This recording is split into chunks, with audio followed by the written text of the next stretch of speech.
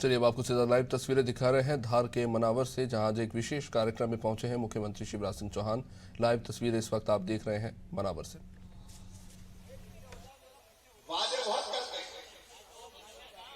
आजकल कमलनाथ जी रोज ट्वीट करते हैं, रोज ट्विटर की चिड़िया उनकी उड़ती रहती है। अब की बार आया तो बेरोजगारों को भत्ता दे दूंगा, अब की बार आया तो पूरा कर्जा माफ कर दूंगा, अब की बार आया तो स्व सहायता समूहों का कर्जा माफ कर दूंगा। कांग्रेस अभी आंदोलन चला एक कार्यक्रम कर रही है, हाथ जोड़ो कार्यक्रम। कमलनाथ जी हाथ मत जोड़ो, माफी मांगो कार्यक्रम चलाओ, माफी मांगो। आप कहते हैं मनावर से भी कांग्रेस जीती विधानसभा, कितने वादे किए थे? इनने कहा था कि 10 दिन में सबके कर्जा माफ। ऐसे दिन के कहते थे राहुल गांधी, 1 2 3 4 5 6 7 8 9 10 दिन में सबका कर्जा माफ। और नहीं तो 11वें दिन मुख्यमंत्री हो जाए। कहते थे कि नहीं कहते थे? झूठ बोलने में मास्टर। 1.25 साल हो गए कर्जा माफ नहीं किया, लेकिन कांग्रेस को राहुल गांधी ने नहीं हटाया, फिर जनता ने हटा दिया। कांग्रेस के लोग टूट गया। पहले एक वादा पूरा नहीं किया, अब सरकार नहीं है तो रोज वादा कर रहे हैं, हम ये माफ कर देंगे, हम वो दे देंगे। बेटा बेटियों को 4,000 रुपए बेरोजगारी भत्ता की बात नहीं। एक भी नौजवान को 1.25 साल में बेरोजगारी भत्ता दिया क्या कांग्रेस ने? अरे जोर से बताओ, दिया क्या? ऐसा कहते जैसे आसमान धरती पे उतार के ले आएंगे। और सरकार बनते ही हाथ में हाथ धर के बैठ गए। वल्लभ भवन को कांग्रेस ने दलालों का अड्डा बना दिया, दलालों का अड्डा। केवल पैसा लूटने का काम होता था। और ये मैं नहीं कह रहा, छापा पड़ा, छापा आपने देखा होगा तो 200 करोड़ से ज्यादा बरामद हुए थे। ये कौन थे? मनावर को तबाह कर दिया। मैं पूछना चाहता हूं कमलनाथ और कांग्रेस से, मनावर में 5 साल में कौन से विकास के काम के कोई बता दो। जो भी काम हुए, रंजना सही कह रही थी, दरबार कह रहे थे, भारतीय जनता पार्टी की नगर पालिका।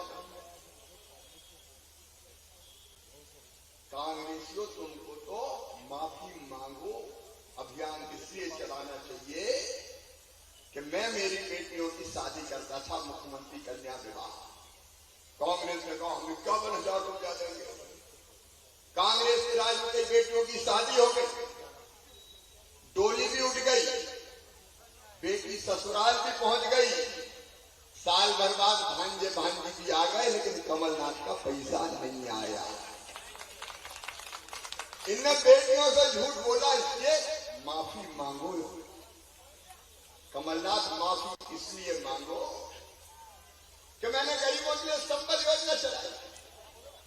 मेरी बहनों, संबल में हमने तय किया था, गरीब बहन बेटा बेटी को जन्म देगी तो जन्म देने के पहले 4,000 और जन्म देने के बाद 12,000 रुपया देंगे, ताकि गरीब बहन के घर में बेटा बेटी आए तो वो लड्डू भी खा सके और आराम भी कर सके। कमलनाथ, तुमने मेरी बहनों के मुंह से लड्डू डिलीवरी के भी छीन लिए, याद करो। इन बहनों से तो मैं माफी मांगनी चाहिए, कांग्रेस को माफी मांगनी चाहिए।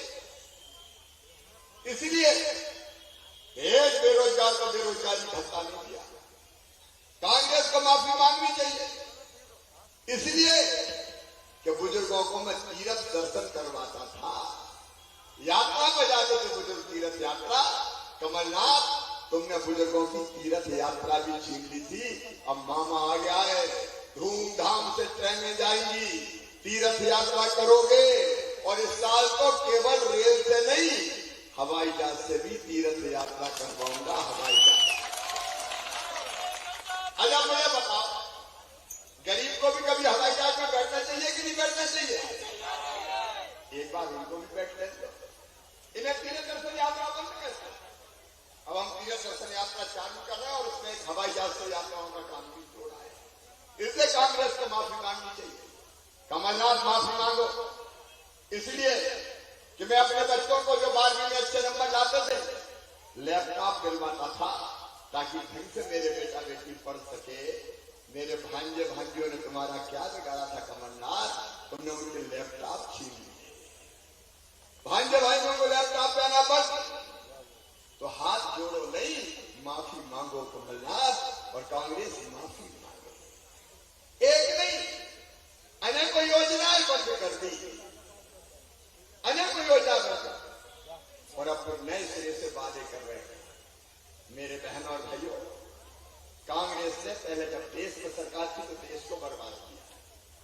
आज एक जमाने में 1.25 साल प्रदेश में सरकार आई तो प्रदेश को बर्बाद किया। ये कांग्रेस झूठ बोलने के अलावा कुछ नहीं करती। समाज के किसी वर्ग का कांग्रेस ने कल्याण नहीं किया, किसी वर्ग का कल्याण नहीं किया। पुल तक आपने देखा होगा मनावर, कांग्रेस की सरकार में पहले हमने स्वीकृत किया था काम बंद, और मैं मुख्यमंत्री बना तो पुल बना के मुझे पता चला तो मैंने कहा नहीं, मनावर का तो पुल बनना चाहिए किसी भी हालत में, कंप्लीट करके। और शायद 10 में गाँव में इसका उद्घाटन किया था राज्यवर्धन दत्त का। कांग्रेस आए तो सारे काम ठप हो जाए। और इससे आज मैं मनावर आप सबसे प्रार्थना करने आया हूं, कांग्रेस के झांसे में मत आना। अभी मैं आया तो जगह जगह भाई और बहन रोडों पे खड़े थे, सड़क के दोनों तरफ फूलों की वर्षा कर रहे थे। आना बहुत दिनों के बाद हुआ, मनावर आने की इच्छा बहुत हो रही थी। और इसलिए जब मुझे कहा छतर सिंह दरबार में बहन रंजना जी ने कि चुनाव में आना है, मैंने कहा नगर पालिका के चुनाव आप ही लोग कर लो। वो नहीं, जनता कह रही कि मामा तो आए। तो चुनाव से एक बहाना था, मामा को तो आपसे मिलने आना। आज आपने स्नेह और प्रेम से स्वागत किया। मैं आपको ये विश्वास दिलाना है।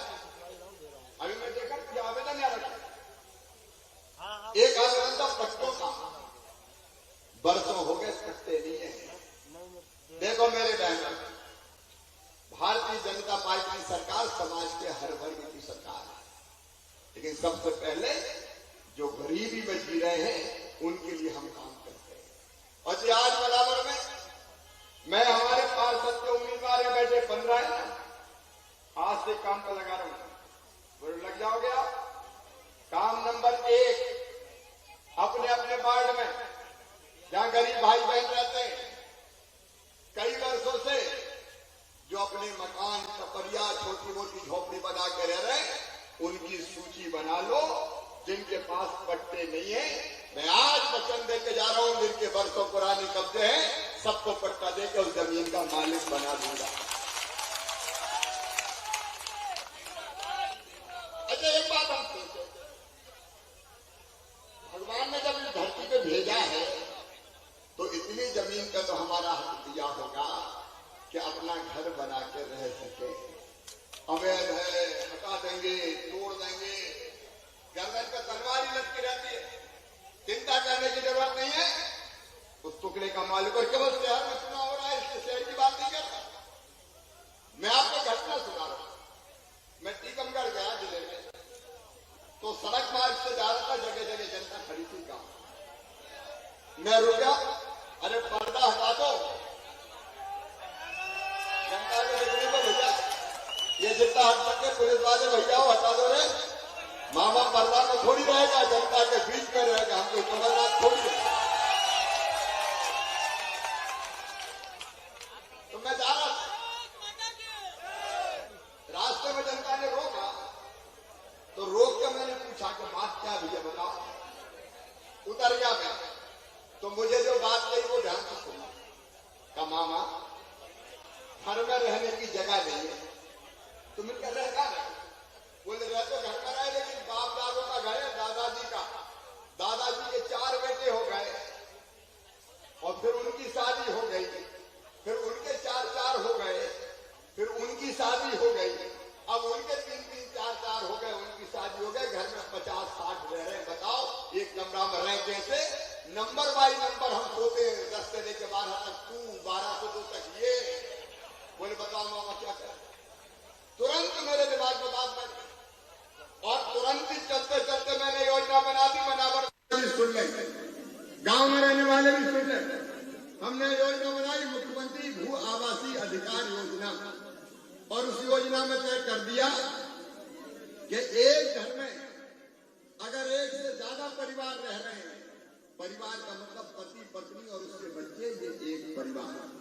अगर इससे ज्यादा रह रहे हैं और घर में रहने की जगह नहीं है, तो ऐसे हर परिवार को फ्री में जमीन का पट्टा देंगे 60 वर्ग मीटर का, और मालिक बनाएंगे फ्री में।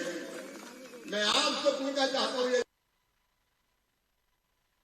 टीकमगढ़ जिले में बांटने, 22 तारीख को सिंगरौली जिले में बांटने जा रहा हूं। बताओ मेरे बहनों और भाइयों, सबके पास अपने रहने की जमीन का टुकड़ा होना चाहिए कि नहीं? जोर से बताओ। आज फिर प्रदेश की जनता को